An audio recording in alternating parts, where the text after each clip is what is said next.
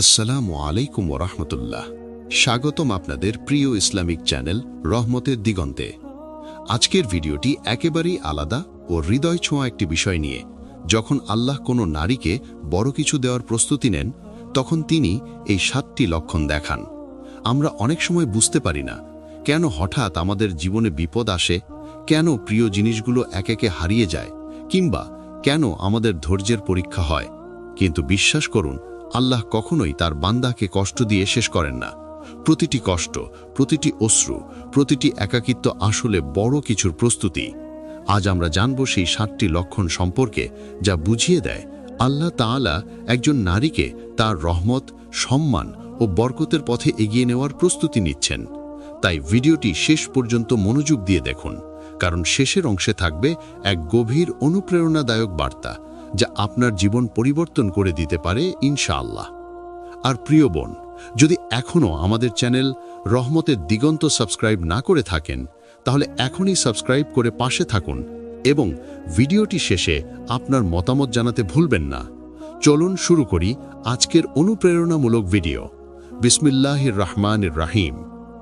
1. যখন আল্লাহ তোমাকে একাকিত্বে ফেলেন, বুঝে নাও তিনি তোমার মনকে পরিশুদ্ধ করছেন। প্রিয় বোন, তুমি কি কখনো ভেবেছ কেন হঠাৎ করে তোমার চারপাশটা ফাঁকা হয়ে যায়? কেন যাদের তুমি সবচেয়ে বেশি ভালোবাসো একদিন তারা তোমাকে ভুলে যায়? কেন হঠাৎ বন্ধুরা, আত্মীয়রা, এমনকি প্রিয়জনও দূরে সরে যায়? তখন মনে হয় পৃথিবীতে তুমি একা। চারদিকে মানুষ আছে, কিন্তু মন বোঝার মতো কেউ নেই। তুমি চুপচাপ বসে থাকো, চোখে জল আসে, মনে হয় আল্লাহ তোমাকে ছেড়ে দিয়েছেন। কিন্তু না প্রিয় বোন, আল্লাহ কখনোই তার বান্দাকে ছেড়ে দেন না। বরং তিনি যখন কাউকে একা করে দেন, তখন বুঝে নাও তিনি সেই হৃদয়টাকে নিজের ভালোবাসায় পূর্ণ করার প্রস্তুতি নিচ্ছেন। একাকিত্ব আসলে কোনো অভিশাপ নয়, এটি একটি দিব্যদান, যা খুব কম মানুষই বুঝতে পারে। আল্লাহ যখন কোনো নারীকে বড় কিছু দিতে চান, তখন প্রথমেই তিনি তার চারপাশের ভরসাগুলো কেটে দেন, যেন সে শুধু তার উপরেই নির্ভর করতে শেখে। এই একাকিত্বের সময়ে তিনি তোমার হৃদয়কে পরিষ্কার করেন, অহংকার ভাঙেন, তোমার ইচ্ছাগুলোকে তার ইচ্ছার সাথে মিলিয়ে দেন। এই সময় অনেক নারী কাঁদে, হতাশ হয়, ভাবে আমার কি সব শেষ? কিন্তু আসলে এই সময় শুরু হয় নতুন এক জীবনের যাত্রা। তুমি যদি এই সময় ধৈর্য ধরতে পারো, নামাজে কান্না করতে পারো আর আল্লাহর দিকে ফিরে যেতে পারো, তাহলে বুঝে নিও তিনি তোমার হৃদয়ে এমন এক শান্তি রাখবেন, যা এই দুনিয়ার কোনো সম্পদে পাওয়া যায় না। একা থাকা মানে একা হয়ে যাওয়া নয়, বরং এটা মানে আল্লাহ তোমাকে বলছেন তুমি আমার জন্য যথেষ্ট। এই একাকিত্বই তোমাকে এমন শক্তি দেবে, যা দিয়ে একদিন তুমি তোমার জীবনের প্রতিটি অন্ধকারকে আলোকিত করে ফেলবে। মনে রেখো, যাকে আল্লাহ একা করেন তাকে পরে মানুষের ভিড়ে বিশেষ করে দেন। 2. যখন আল্লাহ তোমাকে পরীক্ষার মধ্যে ফেলেন, বুঝে নাও তিনি তোমাকে শক্তিশালী বানাচ্ছেন। প্রিয় বোন, কখনো কি মনে হয়েছে জীবনটা থমকে গেছে, সবকিছু উল্টে যাচ্ছে? তুমি চেষ্টার পর চেষ্টা করছো, কিন্তু কিছুই ঠিক হচ্ছে না। কখনো সংসারে ঝামেলা, কখনো প্রিয়জনের দূরত্ব, কখনো অর্থনৈতিক সংকট, আবার কখনো অসুস্থতা। সবকিছু যেন একসাথে ভেঙে পড়ছে। মনে হয় কেন আমার জীবনে এত পরীক্ষা? আল্লাহ কি আমাকে ভালোবাসেন না? কিন্তু প্রিয় বোন, জানো কি, আল্লাহ যখন কোনো নারীকে বড় কিছু দিতে চান, তখন প্রথমে তাকে কঠিন পরীক্ষার ভেতর দিয়ে নিয়ে যান। কারণ সহজ জীবনে কেউ বড় হয় না। যেমন লোহা আগুনে পুড়ে শক্ত হয়, তেমনি একজন মুমিন নারী পরীক্ষার আগুনে পুড়ে শক্তিশালী হয়। আল্লাহ বলেন, আমি তোমাদের অবশ্যই পরীক্ষা করব, কিছু ভয়, ক্ষুধা ও সম্পদের অভাব দিয়ে। অর্থাৎ পরীক্ষা মানেই তোমার প্রতি তার মনোযোগ। তিনি তোমাকে ভাঙছেন না, তিনি তোমাকে গড়ছেন। হয়তো তুমি এখন কাঁদছ, কিন্তু এই কান্নাই একদিন তোমাকে এমন জায়গায় পৌঁছে দেবে যেখানে হাসতে শিখবে শুধু আল্লাহর জন্য। তোমার এই দুঃখের রাতগুলো একদিন সাক্ষ্য দেবে তোমার শক্তির, তোমার ধৈর্যের, তোমার ঈমানের। তাই যখন কষ্ট আসে, বলো আলহামদুলিল্লাহ, কারণ এই কষ্টই তোমার জন্য এক নতুন দরজা খুলে দেবে ইনশাআল্লাহ। আল্লাহ যখন তোমাকে পরীক্ষা দেন, তখন তিনি তোমার ভেতরকার শক্তিটাকে জাগিয়ে দেন, তোমাকে এমন এক নারী বানান যে শুধু দুনিয়ার নয়, আখিরাতেরও সম্মান পাবে।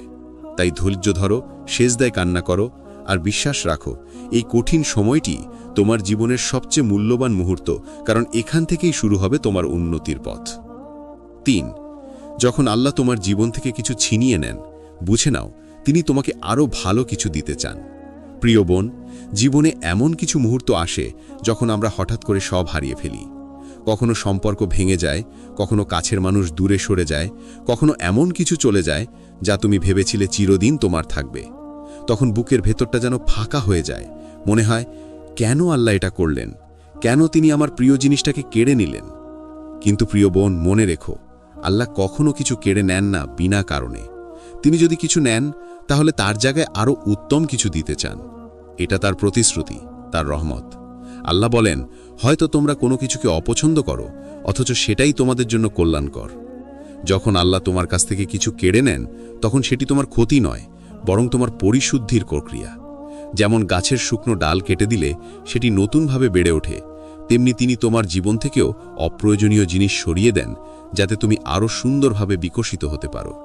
হয়তো যে মানুষটাকে তুমি হারিয়েছ, সে তোমার ভাগ্যের জন্য ছিল না। হয়তো যে চাকরিটা তুমি হারিয়েছ, তার চেয়ে ভালো দরজা খুলে যাবে ইনশাআল্লাহ।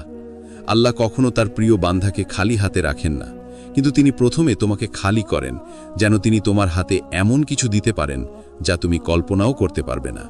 তাই কিছু হারালে ভেঙে পড়ো না, বরং বলো, ইন্না লিল্লাহি ওয়া ইন্না ইলাইহি রাজিউন। আমি আল্লাহর জন্যই, তিনিই আমার রব।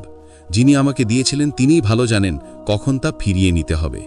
একদিন তুমি পেছনে তাকিয়ে বুঝবে, যা হারিয়েছিলে আসলে সেটাই তোমাকে আজকের তুমি বানিয়েছে। আল্লাহ তোমার কাছ থেকে কিছু কেড়ে নিয়ে তোমাকে খালি করেন না, বরং পূর্ণ করেন।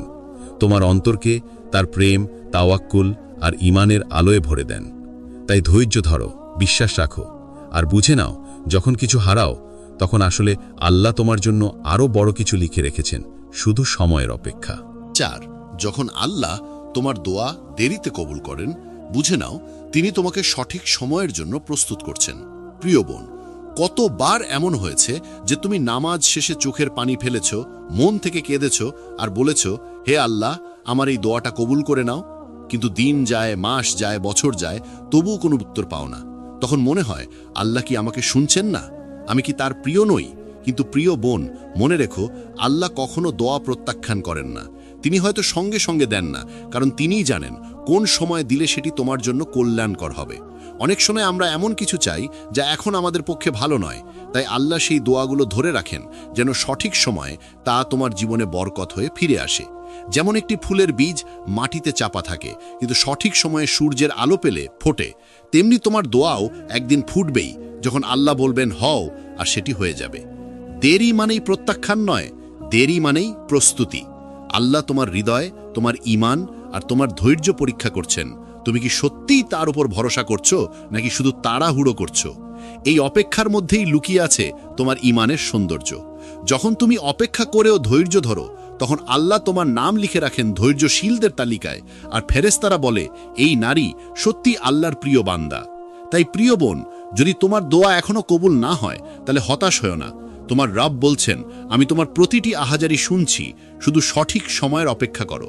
একদিন তুমি দেখবে সেই দোয়া এমনভাবে পূর্ণ হয়েছে যা তোমার কল্পনাকেও ছাড়িয়ে গেছে। কারণ আল্লাহ যখন দেন, তখন তিনি সীমাহীনভাবে দেন।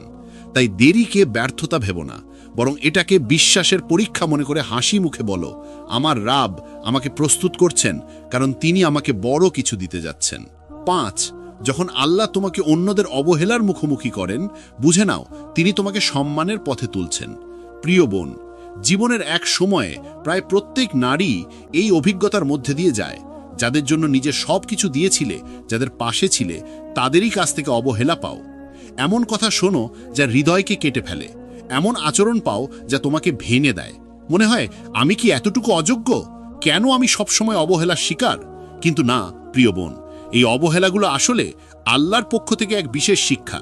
তিনি তোমাকে দেখাচ্ছেন সম্মান মানুষের কাছ থেকে নয়, বরং তার কাছ থেকে আসে। যখন আল্লাহ কোনো নারীকে বড় কিছু দিতে চান, তখন প্রথমে তিনি মানুষের হৃদয় থেকে তোমার প্রতি নির্ভরতা ও আকর্ষণ তুলে নেন। কারণ যতদিন তুমি মানুষকে খুশি করার চেষ্টা করবে, ততদিন তুমি নিজেকে হারিয়ে ফেলবে। কিন্তু যখন আল্লাহ তোমাকে অবহেলার স্বাদ দেন, তখন তুমি ধীরে ধীরে শিখে যাও কাকে খুশি করার জন্য আসলে তুমি বেঁচে আছো।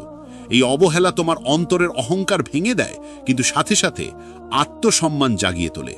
তুমি বুঝতে শেখো আল্লাহর কাছে তোমার মর্যাদা অনেক বেশি, মানুষের চোখে না হলেও। এই সময়ে যদি তুমি ধৈর্য ধরো, নীরবে সেজদায় গিয়ে কান্না করো আর বলো, হে আল্লাহ, আমি জানি তুমি আছো, তাহলে দেখবে একদিন সেই একই মানুষরা তোমার সম্মান করতে বাধ্য হবে। কারণ আল্লাহ বলেন, যে নিজেকে আমার জন্য বিনয়ী করে আমি তাকে উচ্চ মর্যাদায় পৌঁছে দিই। সুতরাং যখন মানুষ তোমাকে তুচ্ছভাবে অবহেলা করে, মুচকি হেসে বলো, আমার রাব আমাকে দেখছেন আর তার পরিকল্পনা আমার জন্য অনেক বড়। 6. যখন আল্লাহ তোমার জীবনে ধৈর্যের পরীক্ষা নেন, বুঝে নাও তিনি তোমাকে বিজয়ের উপযুক্ত করে তুলছেন। প্রিয় বোন, ধৈর্য এমন একটি জিনিস যা মুখে বলা সহজ, কিন্তু বাস্তবে ধারণ করা সবচেয়ে কঠিন। জীবনে এমন অনেক মুহূর্ত আসে যখন সবকিছু ভেঙে পড়ে, চোখে জল আসে, মন চায় চিৎকার করে কাঁদতে। তুমি চাও এখনই সব সমস্যার সমাধান হোক, এখনই শান্তি আসুক, কিন্তু ঠিক তখনই আল্লাহ তোমাকে বলেন, অপেক্ষা করো, ধৈর্য ধরো। কারণ আল্লাহ জানেন যে নারী ধৈর্য শেখে সেই শেষ পর্যন্ত বিজয়ী হয়। আল্লাহ বলেন, নিশ্চয়ই আল্লাহ ধৈর্যশীলদের সাথে আছেন। এর মানে যখন তুমি ধৈর্য ধরছ, তখন আল্লাহ তোমার ঠিক পাশে আছেন, তোমার কান্না দেখছেন, তোমার নীরবতা শুনছেন। তুমি হয়তো ভাবছ কেউ বোঝে না, কিন্তু তোমার রব বুঝছেন। এই ধৈর্যের সময়টাই আসলে তোমার প্রশিক্ষণ কাল। যেমন সৈনিক যুদ্ধের আগে কঠিন প্রশিক্ষণ নেয়, তেমনি আল্লাহ তোমাকে বড় বিজয়ের আগে শক্ত করে নিচ্ছেন। তুমি যদি এখন হাল ছেড়ে দাও, তাহলে সেই বিজয় থেকে বঞ্চিত হবে। তাই আল্লাহ চান তুমি স্থির থাকো, বিশ্বাস রাখো এবং প্রতিটি কষ্টে বলো আলহামদুলিল্লাহ। এই ধৈর্য তোমার হৃদয়কে এতটাই দৃঢ় করবে যে একদিন তুমি নিজের ব্যথার দিকে তাকিয়ে হাসবে এবং বলবে, এটাই ছিল আমার শক্তির উৎস। প্রিয় বোন, ধৈর্য মানে চুপ থাকা নয়, ধৈর্য মানে আল্লাহর উপর পূর্ণ বিশ্বাস রাখা। তুমি যখন দোয়া করছো আর ফল পাচ্ছ না, তখনও বিশ্বাস রাখো তোমার দোয়া আকাশে স্থগিত নয়, বরং প্রস্তুত হচ্ছে সঠিক সময়ে নামার জন্য। তাই আজ যদি তোমার জীবন থেমে গেছে বলে মনে হয়, তাহলে হতাশ হয়েও না। হয়তো আল্লাহ তোমাকে এক বিশাল বিজয়ের জন্য প্রস্তুত করছেন, যেখানে তুমি শুধু নিজের জন্য নয়, অন্যদের জন্যও প্রেরণা হয়ে উঠবে। মনে রেখো, ধৈর্য ধরলে কখনো ক্ষতি হয় না, বরং আল্লাহ সেই ধৈর্যকে এমন পুরস্কারে রূপান্তরিত করেন যা দুনিয়া ও আখিরাত উভয়ই তোমাকে গৌরব দেবে। 7. যখন আল্লাহ তোমাকে নিজের দিকে ফিরিয়ে নেন, বুঝে নাও তিনি তোমাকে তার প্রিয় বানাতে যাচ্ছেন।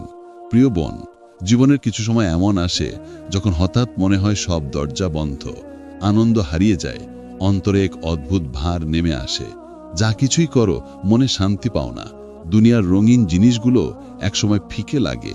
তখন অনেক নারী ভাবে, আমি কি ব্যর্থ, আমার জীবনে কি আর কোনো আলো নেই? কিন্তু না প্রিয় বোন, ঠিক এই সময়টাই আসলে সবচেয়ে বরকতময় মুহূর্ত। কারণ এটাই সেই সময় যখন আল্লাহ তোমাকে নিজের দিকে ফিরিয়ে নিচ্ছেন। তুমি যখন পৃথিবীর সব কিছুর থেকে ক্লান্ত হয়ে যাও, তখন আল্লাহ তোমার হৃদয়ে সেই নরম টানটা দেন যা তোমাকে সেজদার মাটিতে নিয়ে যায়। তুমি তখন একদিন হয়তো নিঃশব্দে কাঁদতে কাঁদতে বলো, হে আল্লাহ, আমি তোমারই। আর ঠিক সেই মুহূর্তেই শুরু হয় তোমার পুনর্জন্ম। কারণ যখন কোনো নারী নিজের রবের দিকে ফিরে আসে, তখন তার জীবন নতুন করে অর্থ পায়, তার অশ্রু পরিণত হয় রহমতে, তার দুঃখ রূপ নেয় দোয়ায়। আল্লাহ যখন কোনো নারীকে বড় কিছু দিতে চান, তখন তিনি তাকে প্রথমে দুনিয়ার সব মিথ্যা ভালোবাসা থেকে আলাদা করেন, যেন সে আসল ভালোবাসা, আল্লাহর ভালোবাসা অনুভব করতে পারে।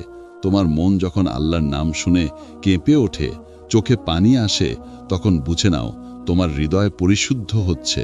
আল্লাহ বলেন, যে আমার দিকে ফিরে আসে আমি তার প্রতি করুণাময়ী। তাই যদি তোমার জীবনে এমন মুহূর্ত আসে যখন দুনিয়া অর্থহীন লাগে আর তুমি আল্লাহর দিকে ঝুঁকে পড়ো, তাহলে আনন্দ করো, কারণ সেটাই তার ডাক। তিনি তোমাকে তার ভালোবাসার পথে টেনে নিচ্ছেন, যেখানে কোনো ভয় নেই, কোনো হতাশা নেই, কেবল প্রশান্তি আর তৃপ্তি আছে।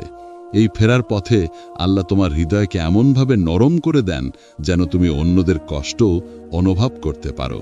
তুমি বদলে যাও, তুমি তখন আর আগের মতো থাকো না। তোমার কথায় আসে কোমলতা, আচরণে আসে দয়া, জীবনে আসে শান্তি।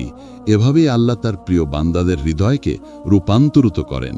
তুমি তখন এমন এক নারী হয়ে উঠো যে মানুষের প্রশংসায় নয়, বরং আল্লাহর সন্তুষ্টিতেই সুখ খুঁজে পায়। মনে রেখো, যখন আল্লাহ তোমাকে নিজের দিকে ডাকছেন, তখন তুমি পৃথিবীর সবচেয়ে ভাগ্যবতী নারী। কারণ পৃথিবীর সব কিছু হারিয়ে গেলেও যদি তুমি আল্লাহকে পেয়ে যাও তাহলে তুমি কিছুই হারাওনি, কিন্তু যদি আল্লাহকে হারাও তাহলে তুমি সবই হারিয়ে ফেলেছ। তাই যখন তোমার অন্তর কান্না চায়, সেজদায় যাও, বলো, হে আমার রব, আমি ফিরে এসেছি, আমাকে আর ছেড়ে দিও না। তিনি তখন বলবেন, আমার দাসী, আমি সবসময় তোমার সঙ্গেই ছিলাম।